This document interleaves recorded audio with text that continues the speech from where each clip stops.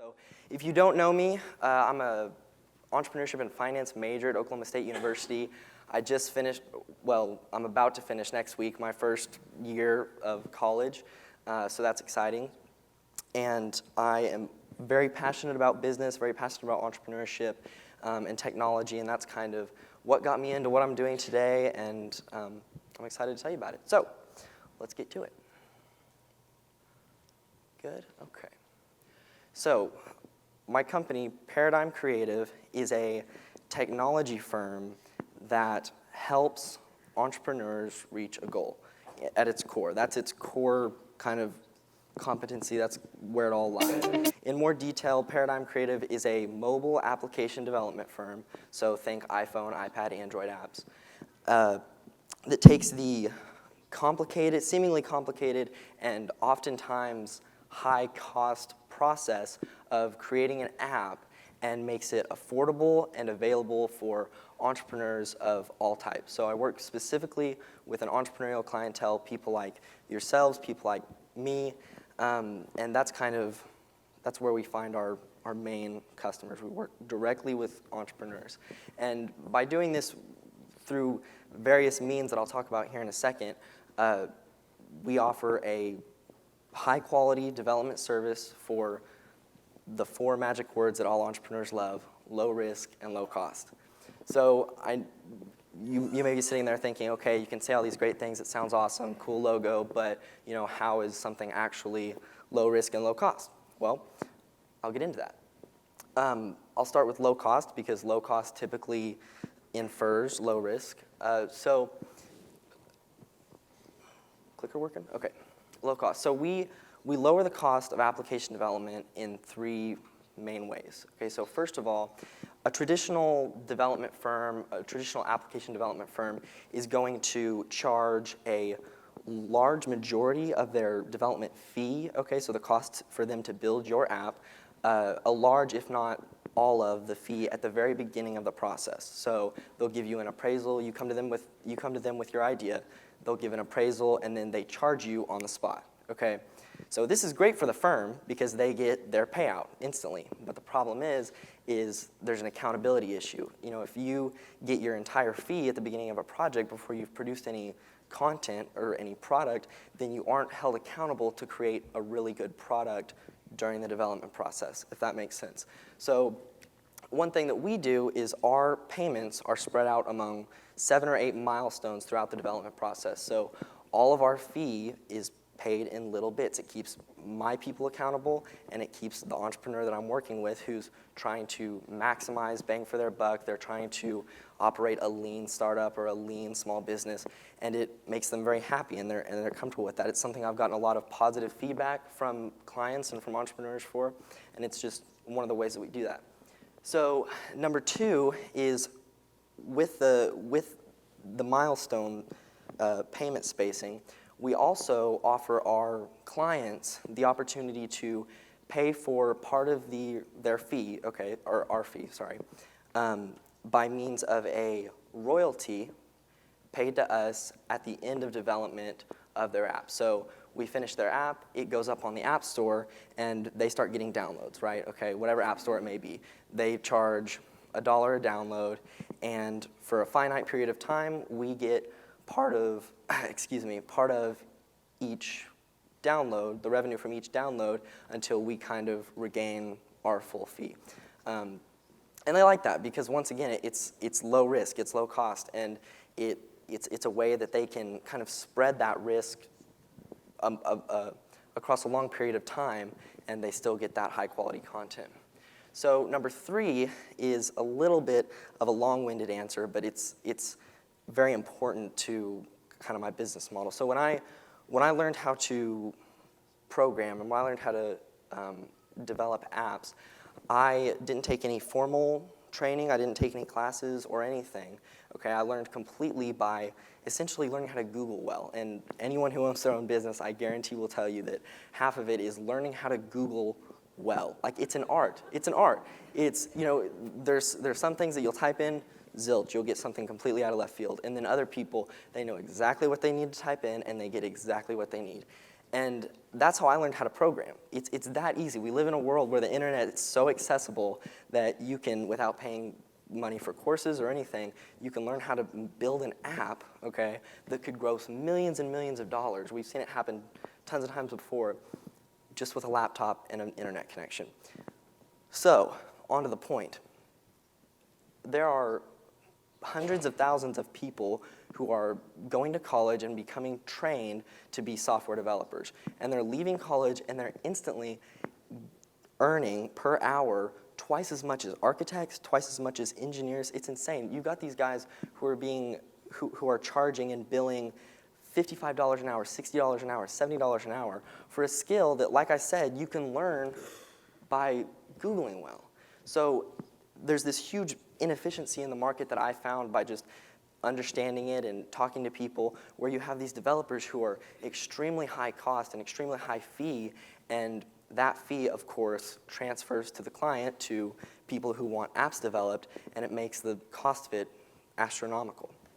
So there's this incredible lack of market equilibrium, and part of that is because the market is so young. You know, the iPhone was released in 2007. The App Store wasn't created until a year and a half after, so the market's 7 years old. It hasn't really had time to lower its cost to where it's accurate. But the way we overcome that problem is my developers that I use, they aren't full-time.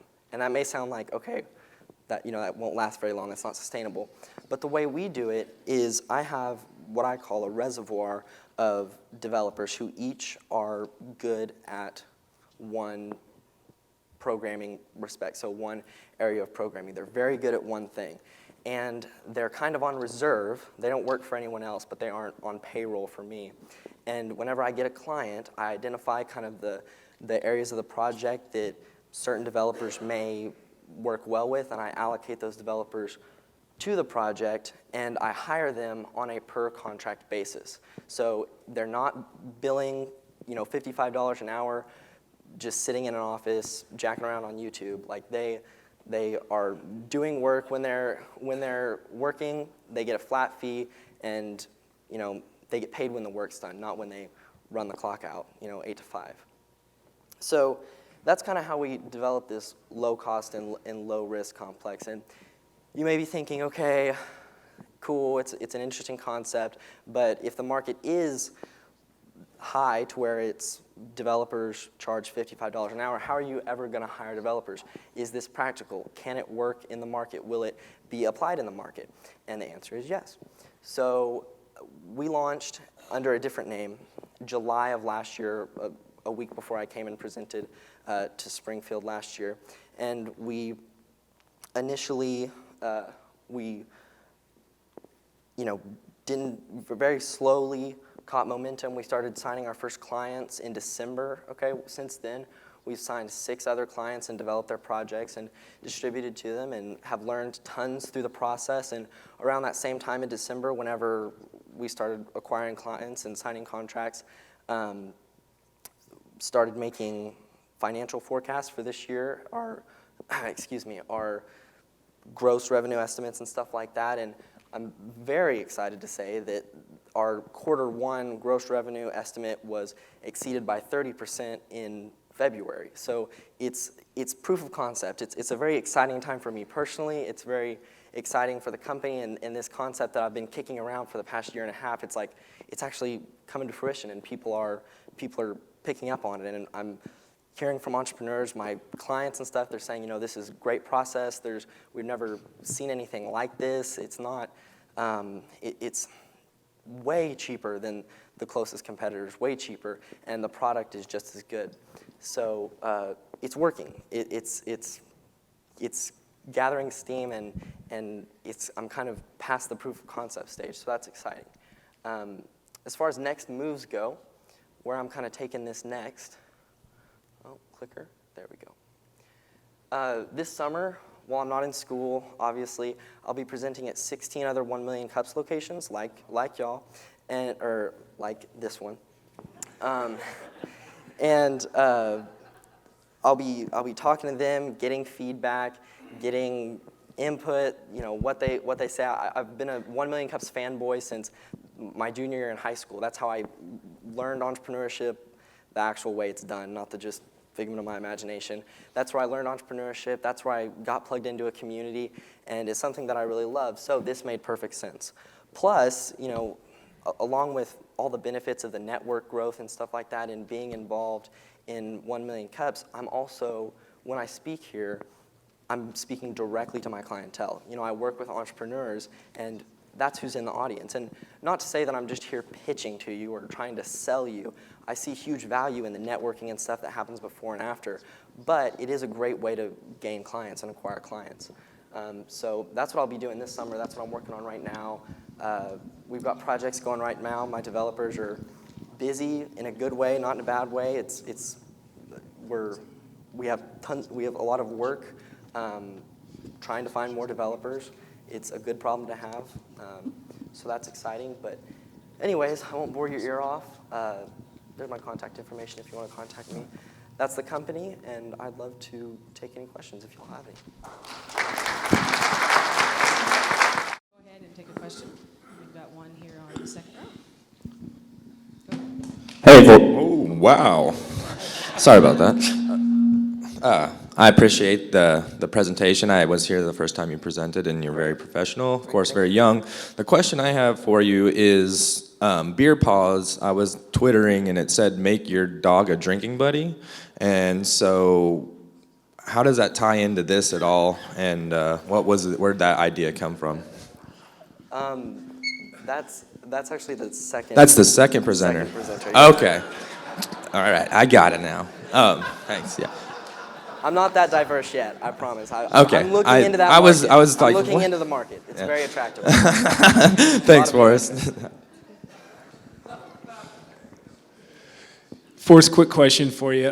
So you have realized it's time to pivot, right? This was, what, a few months ago, maybe a year? Yeah, it was towards the, I guess the very top of this year, early January. So I think one of the toughest things to do is realize when it's time to pivot and make the decision to do that. You did all of that by the time you're the age of 17, which I think is really impressive.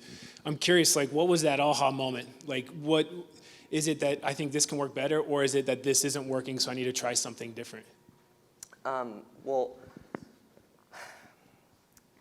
a lot of people, especially when I go to 1 Million Cups, and I don't know if y'all read like business books and stuff like that. Authors like Jim Collins, John C. Maxwell, stuff like that, if you've heard of those books. In building a very large company, in building a scalable company, one of the biggest things that they emphasize is focus and having a core competency, something that you're really, really good at. And I totally agree with that. We've seen it proven a billion times in huge companies that, you know, only do one thing really well and they're very successful. And when I started the company, it was diverse. I was thinking I'd do mobile application development for anyone, not just entrepreneurs, and then I'd also build commercial apps on the side for myself. So I was kind of doing a lot of different things, and I wasn't very focused. And it got to the point where it's like, okay, let's find something that we're really good at and gain momentum, start spinning the flywheel for one specific thing. And that was, in the sense of this project, that was the biggest aha moment and the point where things really started to turn up. Because, you know, like I said, the company was launched in July, but I didn't sign a contract until December. And not to say that there wasn't numerous meetings with various clients and stuff before that point, but the important part, signing the contract, didn't happen until December, and that was around that time when things started to focus. So I guess that was the aha moment, if that makes sense.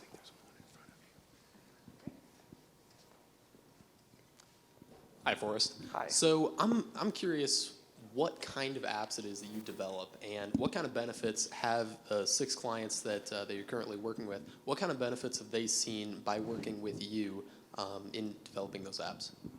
Yeah, so obviously the biggest thing is the low cost. These are entrepreneurs, these are people who are like many of you who own their own firms, own their own small business. They don't have a $300 million R&D capital. They have to use a very very finite amount of resources. So they benefit, the value proposition that they get is this low cost and while retaining that standard of good products and good content.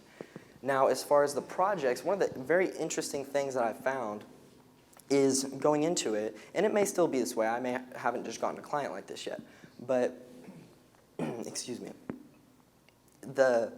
I was expecting that people would come to me, they say, okay, I need this app to take my startup to the next level. And I think clients like that exist. I mean, I think they're out there. I only had 6 clients. But more often than not, I have clients who come and they say, we need a proof of concept. So we need an app that maybe isn't going to be published on the App Store immediately, but we need something that we can take and we can show to potential investors, because these are people who have startups. You know, they can show it to potential investors. It's functional, it's pretty, it's beautiful, and having an app that's branded to your startup on your phone, showing that to an investor presents tons of credibility for a startup, because there is this illusion that, and I think it's a stupid illusion, but it's a thing, it's perception, it's public perception, that programming is like this astronomical, like, oh my gosh, it's so difficult. If I'm over 30, it's like physically impossible for me to learn how to do this. And it's not. If you're like 60 in the crowd somewhere, Google. But so whenever a high quality product like that is shown to one of their investors, the investor is like, wow, that's good. So that's one of the biggest values that I didn't expect. I didn't expect that, but that would be kind of one of the main ones. And that's happened that's happened 4 out of the 5 clients. And so they aren't out on the App Store right now, but they're being showed to investors and they're stirring up momentum for their company, which is exciting to me because I feel like I've had a part in helping carry their business to the next level. Hello. Thank you for coming up here from Tulsa this morning to join us. Appreciate it. Tulsa's a Early great town. morning. Yeah. Used to live there. My name is Ryan. I work with a design firm here in town called Mighty Sharp, and we've actually designed the interface for apps ourselves. We don't develop, but we do design the interface. And of course, we all know that apps have to be coded, but another big aspect of that is user interface, user experience. And I wondered if you could talk a little bit about your process and who you work with and how to get your client the best user interface possible. So specifically the user interface? Yeah, the surface. Okay. Not the code that's underneath, but what the user actually interacts with. Absolutely. So he touched on a great point that I probably should have touched on in my presentation, but screen real estate is one of the most valuable commodities in the world right now. Everyone's got an iPhone, and everyone has an iPhone or an Android, a smartphone. And there are hundreds of thousands of developers, similar to me, that are fighting for a spot for their app on your home screen, okay? And one of the biggest things, it doesn't matter if your app is fantastic, if it makes you lose 10 pounds overnight, if it cures cancer, like these, if it doesn't look good, people delete it off their phone. And so that's a huge part, and it's very, very important to me. I have a passion for graphic design and for the user interface and everything. The way I've found my graphic designers, I have 2 graphic designers that work as far as they're hired on a per contract basis, the same ones. We have an ongoing business relationship, and they don't really contract out with anyone else. But I have 2 graphic designers, and we develop it. I give them the idea. They develop the user interface. It gets approved by the client in one of our milestones. That's one of our milestones, user interface approval. And then it's incorporated into the app. So that's the process of how it works. If that answers your question, does that? Okay. We've got one more question in the center here. Just interested on your business plan as far as retaining Yeah. How do you compensate for that, since a lot of development firms will want to hire them away, or they'll get enough experience that they'll want to go to a large design or development or design firm? Sure. Do you give them a part of the royalty, or what is your plan to retain those employees? So the way they're compensated is, like I said, they don't get paid by the hour. They are told at the beginning of this sounds really like commanding, but it's not. They're told at the beginning of the process, whenever we get the bid and we sign the contract. This is what you get paid. You know, are you good with this fee and everything? And it's a flat fee, so it's not by the hour. What I've found is even though they may be getting paid more if they went full-time with a firm, okay, these young guys, the guys who are coming straight out of college, the guys who are maybe doing a master's program, really at the start of their career, they want to be involved in something entrepreneurial, and they don't really like the per-hour thing that's going on, because the environment that most programmers, if they're full-time, are put in is cramped, crowded. It's very strict as far as 8 to 5. If they're a full-time employee, they're 8 to 5. They got to be there no matter what, whether they have work or whether they don't have work. And I don't know if you are close with any programmers, people who do it for a living and everything, but a lot of times their personality is kind of work at 3 a.m., eat Cheetos, go to bed, wake up early, stay up late, do this stuff. Like, it's very sporadic. So even if they may take a little bit of a cut as far as price, they like knowing how much they're going to make. They like seeing a defined structure of what they're going to do, and they like being involved in entrepreneurial stuff, because it's the movement of people my age. We're an entrepreneurial generation, sometimes in bad ways, sometimes in good ways. But we're an entrepreneurial generation, and they like that. Turnover in the future is something that is very prominent in my mind because of what you're talking about. You know, some developers, it doesn't matter what their conditions, they want money. You know, some of them are that's just the way people are. We like money, some more than others. So it's something that I don't have the answer to right now. I don't know how I'm going to overcome that. But what I do know is there are more and more people who are going to school to become software engineers. They're going and getting educated. They're educating themselves, Google, and they are doing this. So the good news out of all of that is even if demand is going up, supply is definitely not going down. So I'm not running out of people to find. There's people, and I think that as the software industry grows and as it endures time, we're going to find more of an equilibrium for price, and I think that firms like myself will be more attractive to work at for software developers. So, like I said, I don't have the exact answer. It is something that I kind of think about a lot, but I have full confidence that we'll be able to overcome it whenever it becomes a prominent issue. Forrest, thank you so much. I'm very intrigued by your presence at 1 Million Cups. You said for years you've been coming. Since my summer after my junior year in high school. That's wonderful. So the obvious question we ask at the end here, you may have already answered. Certainly you've gotten a lot out of 1 Million Cups in your entrepreneurial spirit, but I still want to ask the question, what now can we as a community do for you? Well, you know, there's two needs that I have right now as a business. First of all, and this is pretty consistent across the board, if you ask anyone in business, I need clients. I want to stay operational. I want to keep working. So, if you know people, one of the best ways that I've gotten clients in the past is through referrals, because entrepreneurs, people who own small businesses, are community driven. Cue 1 Million Cups, right? So, you know, they talk to each other, they help each other out, they're social. So if you can refer my services to your friends who you may see they could use a service like this, that's number one.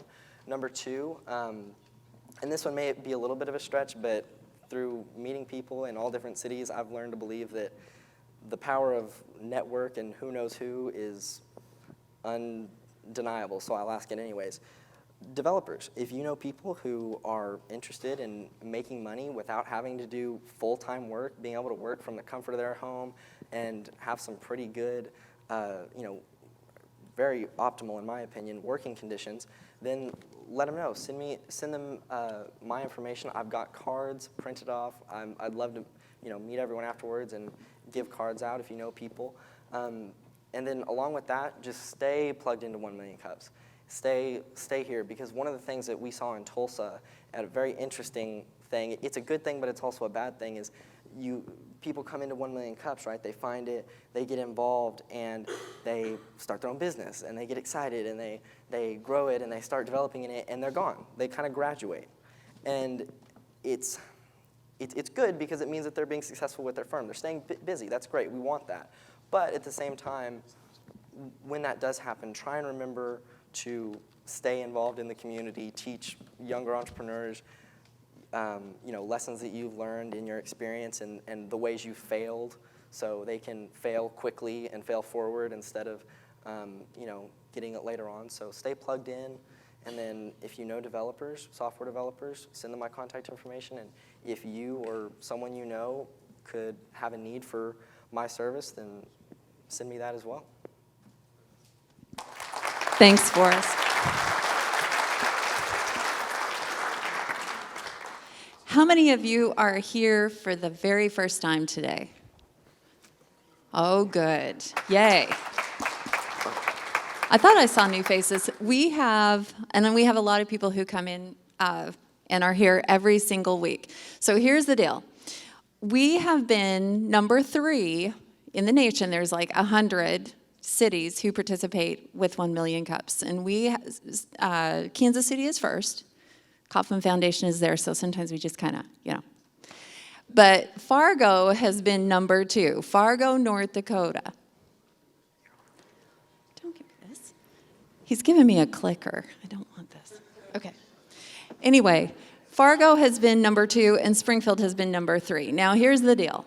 We are closing in on Fargo quickly because we've been increasing our numbers. And the first day that we were here, we had 300 people, over 300, and around 185 last week. So my request of you is to bring in as many people as you can, because honestly, I would really like to beat Fargo. I like them, they're nice people, but honestly, come on.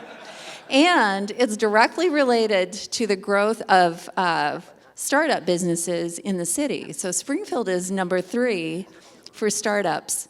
So we want to continue that, and actually we'd like to be number 1, but let's just plan on beating Fargo. Okay, if this doesn't go well, I've already said clickers. So I'm doing announcements today. So Missouri State is doing their Starting a Business Missouri 28th 4 through 6 p.m., no charge, and you can register there. Somebody else, thank you. Oh, he's got my back. I knew he would. I told him, don't give me a gun, don't give me a golf club, and don't give me a clicker. Okay, so ours, the Ozark Mini Maker Fair Town Hall, and don't ask me to say those 3 words all together. Celebration Thursday, April 27th, at 5:30, 7 p.m. at the E-Factory, 405 North Jefferson, and the Brewer Science Perch. I look like I'm doing it. Database has their business series training. Web design, I shouldn't do this. With Squarespace, Thursday, April 28th, 9:30 to 4:30, and there is limited seating, so please register at Database. And Refine M, they do some really neat things they presented here. So they are doing a project management professional exam prep on the 9th through the 12th, 8:30. You can save $200 with a coupon by April 30th. That is coming up, so you better hurry up. And Ozark Regional Agile User Group is May 13th. So SATO 2016, they're having their awards ceremony and after party May 5th. There's online voting with Fox 5 Audience Favorite Awards May 6th and their 11th anniversary TV special May 12th. I'm telling you, if you have not gone there, please, you need to participate. They have the coolest films. They're all local, and they have 48 hours to make a film. I watched some incredible films. And if you need an announcement, please go to you can go to the website, or you can go to our social media, any of those, and put your announcements on here, and then you'll have someone like me screw them up somehow or say them correctly, whatever. But that's us. So our next presenter, I hope that's all there is. Yay, beer Paws. Now, let me say, what gets better than really beer and dogs? So we're going to figure out how this all works together. Here we go, beer Paws. No, click the yes. Good job. Hi, I'm Crystal Wiebe. I'm the founder of Beer Paws. So I may not click it. I have a lot of really cute pictures of dogs after this, but we might just leave it here. This is my dog, Coconut, who looks a lot bigger in that picture than she really is. She's about 9 pounds.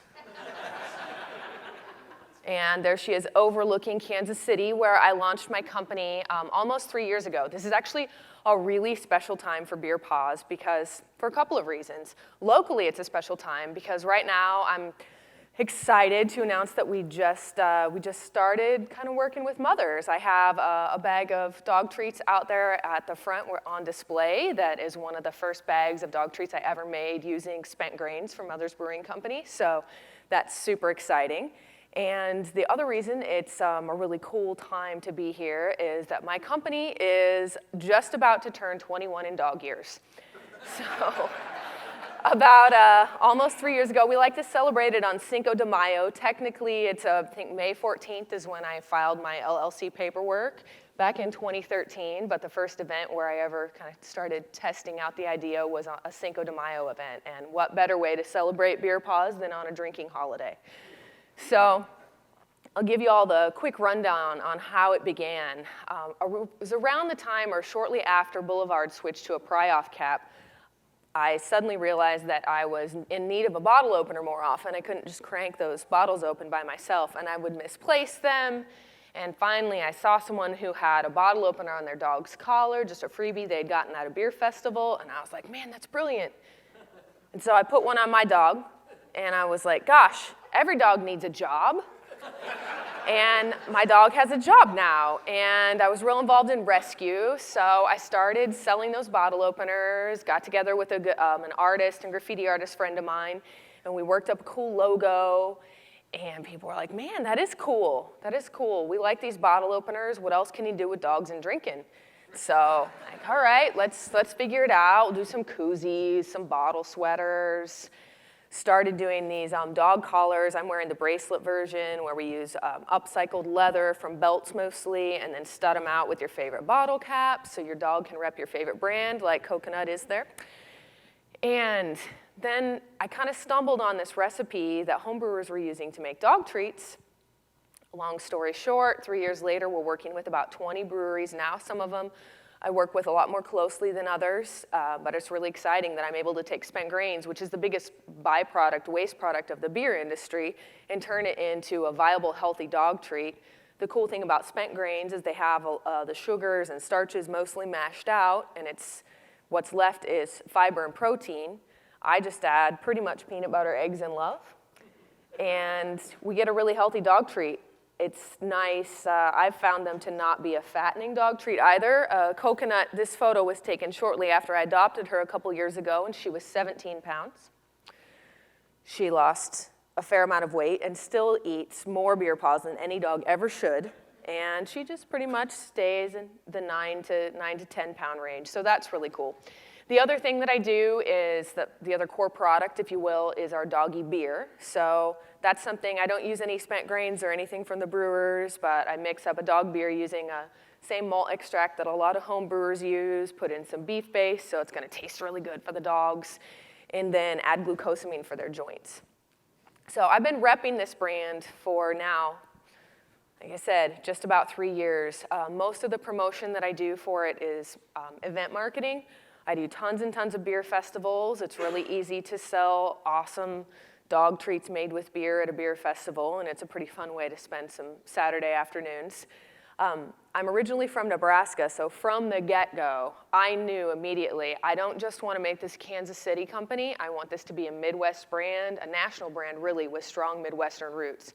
So from the beginning, I started working in Kansas City, of course, to build up my business, but immediately started contacting everyone I could think of in Nebraska. So for the longest time, I actually had more Nebraska breweries that I was working with than ones in Missouri. So I work with about 6 breweries there and about 15 or so, 12 to 15 in Kansas City. We just started working with Urban Chestnut in St. Louis, hoping to keep working with Mothers here in Springfield, and then Blue Nose Brewery, which is a newer brewery that opened up in Chicago this past year. So I did go through a startup accelerator programs. Some of you may have heard of Beta Blocks. It's based in Kansas City. And something that was really great about that, my background is in journalism. I wrote about rock and roll for years. And then I was working for a big company doing social media and content development. But I didn't have a lot of confidence in myself to start a business, right? And so I would say one of the best things I got from going through a startup accelerator program was getting just that confidence that I can do this, that I could build this empire from scratch, and that to trust my gut a lot of times. And so that's been really, really exciting for me. And I don't know, I'm sure everyone has a lot of different experiences here in the crowd, but if anyone is considering doing that, and particularly if you don't have a strong background in business, I would definitely encourage continuing to come to places like this, 1 Million Cups, and looking into different accelerator programs, because that was tremendously valuable for me. Things have changed a lot for my company in the past 3 years. When I started it out, I literally was like, my biscuits now are like these round nuggets, and they pretty much have been for almost the whole time. But in the beginning, I didn't know. I thought, well, maybe I'm going to make these bars, and so I was rolling them out, but I didn't have a rolling pin, so I was literally rolling them out with a beer bottle that had the label pulled off, and then mixing everything by hand. So I got a KitchenAid, so I could get these 5-gallon buckets of spent grains, and it would be about 12 rounds through that KitchenAid, and then this tiny little like oven that I had outfitted with 5 racks at least, and that would be running for maybe 6 hours on a single batch. Last November, I did an Indiegogo campaign to try and raise some money to give my business a little boost so we could expand production. Although we did fall short of the kind of lofty goal of 30K that I set. We rolled in about 4K, and that was enough for me to move into my production facility, AKA my home, 2 industrial ovens. So now I can bake in a couple of hours what was taking me 6 hours, but also instead of 5 racks, I can do 12 racks at a time that are much larger. So I'm able to do a lot more quickly now, and that's been great, but that's the only way I can manage working with a whole bunch of different breweries and continue kind of bringing this brand and this concept and this lifestyle brand really to as many people as possible.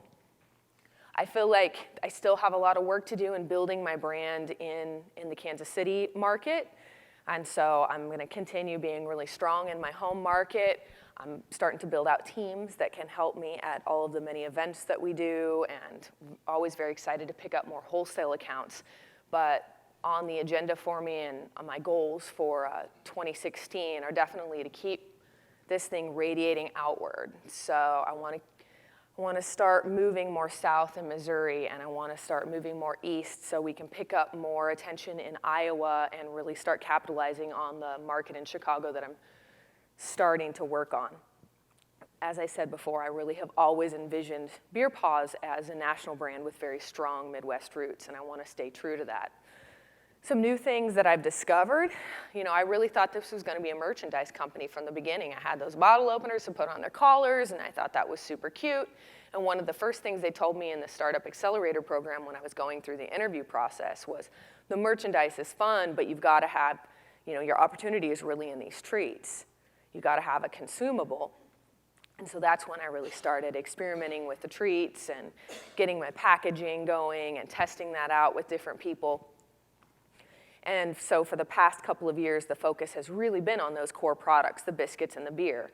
And it continues to be, but in the past year or so, I've also discovered that there's a huge opportunity with merchandise around the brand. So it kind of goes back full circle to what I originally thought, was that there's this person out here, there's this type of person like me who likes to hang out with their dog all the time.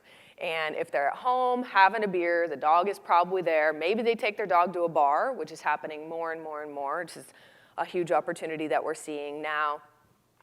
And you guys saw my machine possibly out front that I'll talk about in just a second. But it's circling back to that merchandise. So I started toying around with t-shirts. People are, oh, we want a Beer Paws t-shirt. So I started doing t-shirts, and then I started testing apparel for dogs. And so recently, in the past few months, we've launched our Drinking Buddy line of apparel for pets and people. So you can get a Drinking Buddy shirt for your dog, and you can get one for yourself, and y'all can match. So that's been really interesting for it to come all the way around like that. What started as a merchandise company may ultimately still have a strong like merchandise angle to it. And that's been fun because the company that I was working for, and still am for a few more days, in the corporate world was a promotional products company, and I learned so much from them, and it's really cool to be able to implement that through my own business. But as I was saying, more and more people are starting to take their dogs onto patios. Restaurants and bars are making a point to have a patio where you can bring your pets, and that's becoming more socially acceptable. I think the culture is really changing in America to embrace our pets even more, which is awesome and sometimes a little overwhelming, I think.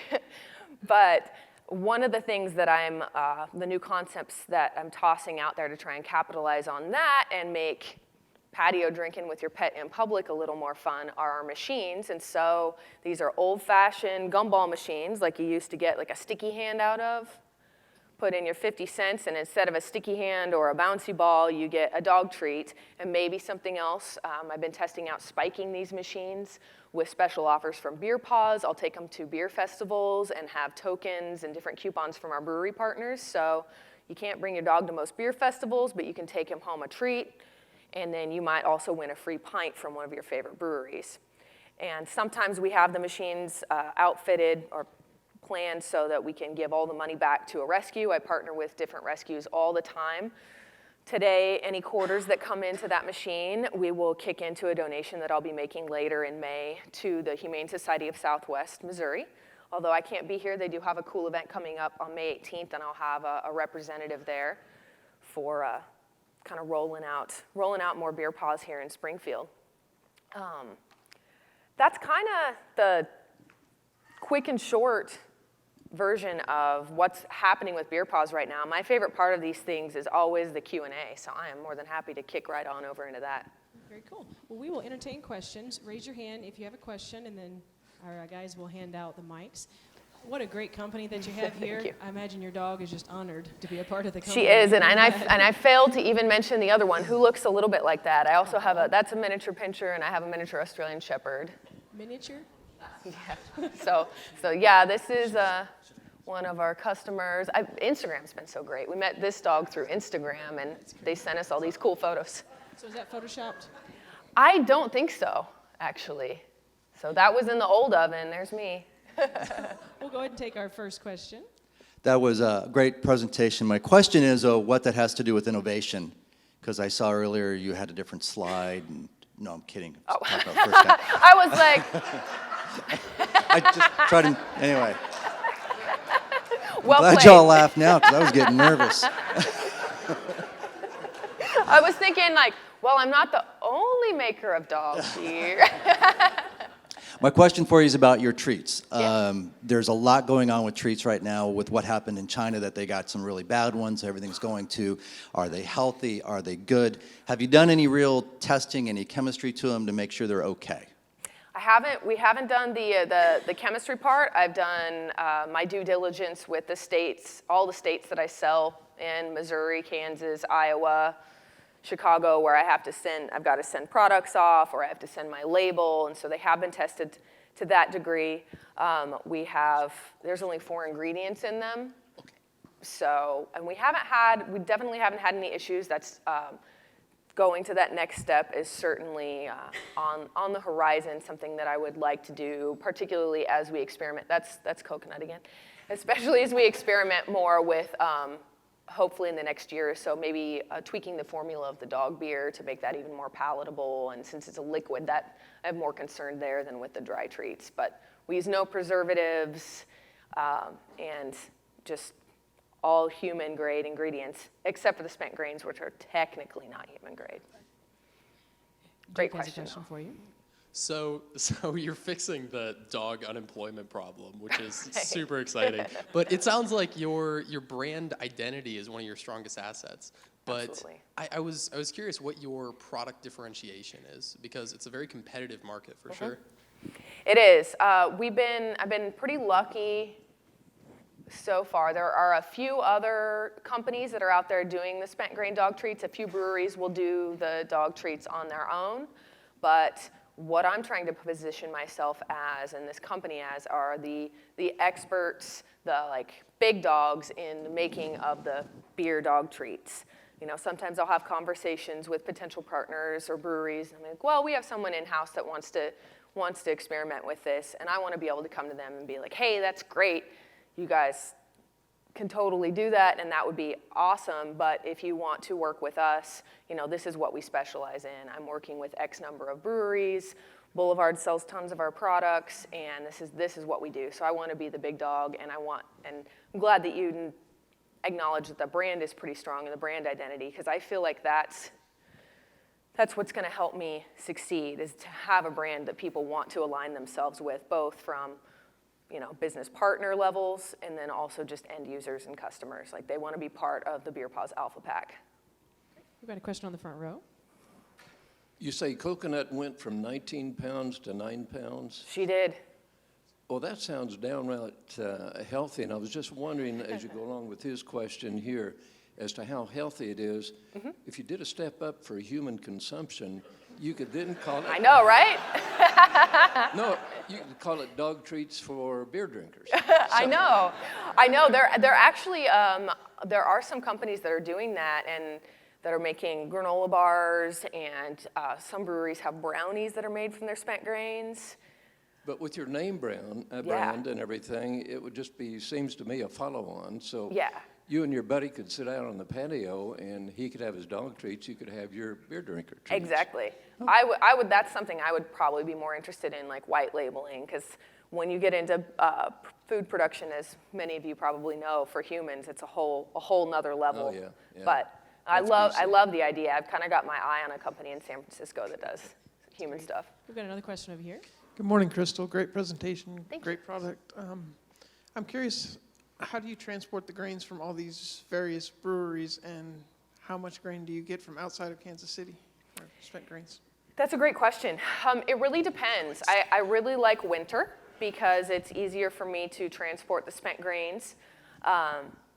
You know, spent grains have a fairly short shelf life, so we need to get them and get them either into production very quickly or frozen right away. So I have a team of volunteer helpers, mostly in Nebraska, and then some folks in Chicago that will grab spent grains, pop them into a freezer if it's not something that I can pick up same day. And then many of the breweries that I work with are super helpful. If they know, hey, I'm going to be there later that day, they'll pull them, put them in a walk-in cooler, and then we transport them usually in a 5-gallon bucket, frozen or fresh, sometimes in Ziploc bags. I can do a lot with a small amount of spent grains, so I don't need a ton. The more the better. It means less trips in the long run, but. We have time for 2 more questions. We have one here for you. I actually have 2 quick questions. We'll make it into one.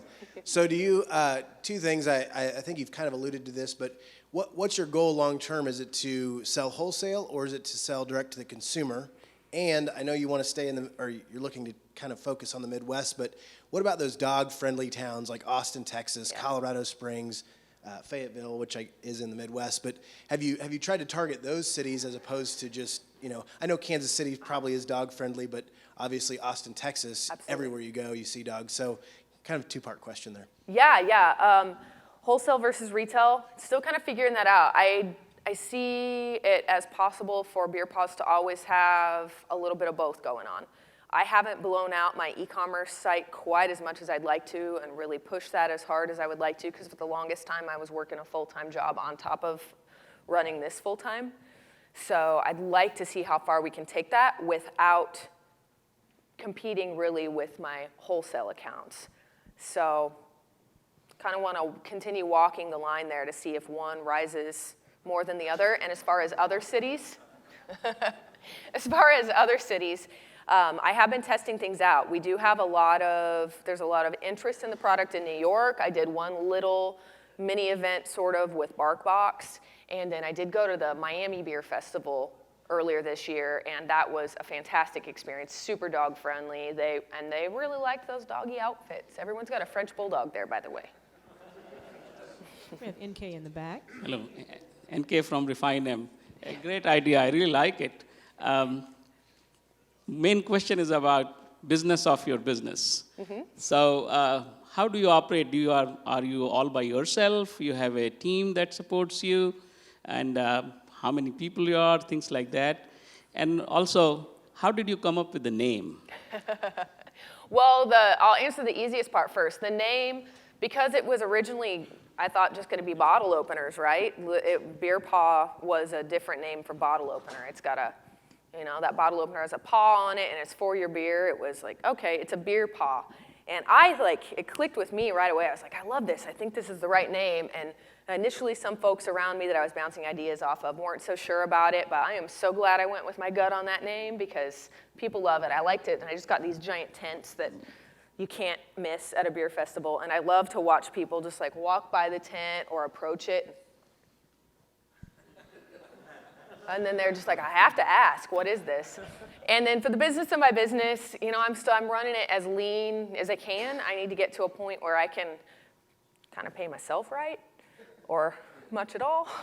So I have had business partners, but now I just, I call people in and pay them a little bit for their time, but mostly just have friends and family, like my mom who came with me today, whose arms I will twist and be like, hey, can you guys help me out? This weekend it's a beer festival, which isn't too hard of a sell, actually. Like, hey, I'll get you into this beer festival. It's okay for you to have a few drinks and also help me sell stuff. And they see that as saving themselves $50. So. Thank you so much for traveling down here to share your story. She will be available after this, so feel free to provide additional input, ask additional questions here after we shut this down. But what can we do to help you? Yeah, well, two really easy things. One, if you've got quarters, put them in that machine to help us support the Humane Society of Southwest Missouri. If you don't have quarters, I'll pop the top off and do 2 for $1. And secondly, most importantly, just, see, she was still kind of fat there. You can tell your friends that like dogs and drinking about what Beer Paws is doing. I'm always looking for brewery connections, opportunities for wholesale opportunities. I'd love to get into some retail shops here in the Springfield area. Thank you. Thank you guys so much. Thanks. Forrest with Paradigm Creative. I'm glad to know 40 years old is not too old. And then Crystal with Beer Paws and Mom. So good to have you guys. I don't know if we should be excited or concerned that you need a dog to be a drinking buddy. But it's a very creative business, and we absolutely love it. We know that all of you love to connect with the presenters, so plan to go immediately out to the foyer area. We've moved the coffee out there, and you'll be able to meet them. There's a meet and greet time. If you know a presenter, or you're sitting in this audience and you want to be a presenter, reach out to us. The email address that you can find any of our social media, connect with us any of those ways. Get us a message. Go on to the 1 Million Cup Springfield website. Apply. We would love for you or someone that you know to do a presentation. Here at the Art Museum, how many of you guys are loving it here in this venue? Nick Nelson, Josh Best here with the Art Museum.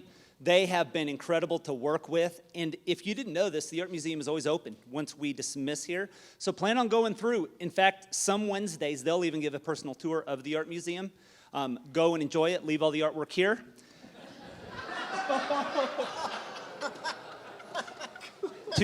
Too soon. Too soon. Our goal is to grow.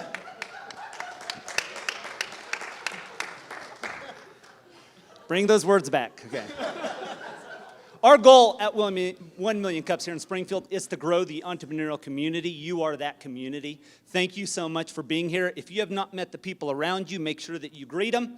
We'll see you next week. We have an online business and a Huffington Post columnist who speaks all over the world, and she's local. You're gonna love it. See you next week.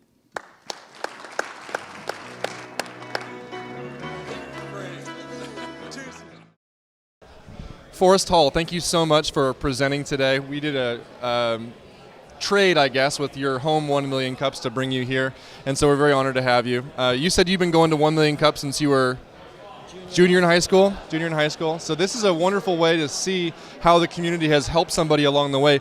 That's incredible. Talk about that a little bit. Well, I had really gotten into the idea of some way starting or being able to incorporate my passion for entrepreneurship with technology. And around that time, I was thinking, okay, maybe iPhone apps, maybe something like that. And I wanted to figure out a way to kind of field my ideas and run them past some people who have more experience in starting businesses and stuff. And that was my junior year in high school. And to be completely honest with you, I don't remember how I found it, but I found 1 Million Cups online, found out that there was a community in my hometown of Tulsa, went to the first one, was astounded by how nice everyone was, how receptive, how positive people were, because a lot of times people will be very quick to shoot you down and be negative, but at 1 Million Cups across the board, all the ones that I've been to have always been very supportive, and I got plugged in that way and learned so much, gained so much in just network, and I believe that your network is your net worth. And any clients come from those networking? Yes, definitely. There's been I want to say like half, and beyond that, referrals from people who I get emails saying hey, a friend of mine saw you present at 1 Million Cups and referred me to you and stuff like that. So there's huge opportunities as far as clientele and just connections. So I'll go ahead and frame this a little bit. We always want to ask, what can we as a community do to help you? And that's certainly my last question to you. But in addition to just referrals and clients, because that's very much what any growing business needs, how can Springfield, what connections do you need in Springfield aside from those things? Maybe. Talk about that. Okay. Well, my company, Paradigm Creative, it's a software company, and the beauty of software development is that it can be done in remotely, essentially. You can deliver an entire project, finish an entire project via email, FaceTime, and text. So that gives me the opportunity to hire developers to find clients in different cities. And Springfield is 3 hours from Tulsa. It's not that far away. So if anyone knows developers that want to work part-time and earn good money and have the opportunity to work with entrepreneurial people and high-energy people who are really passionate about what they do, get my contact information, send me an email. I would love to talk. Clients, same way, and just staying plugged into the community here, because it's last time I presented in Springfield there was 110, and I'm hearing numbers like 170, 180, 300 when y'all moved to this venue. So that's fantastic, and that's tremendous growth. So we are number one. Yeah, keep that up. Springfield, number one. Forrest, thank you so much, man. We really appreciate it. Come back and see us. Well, thank you so much for presenting today.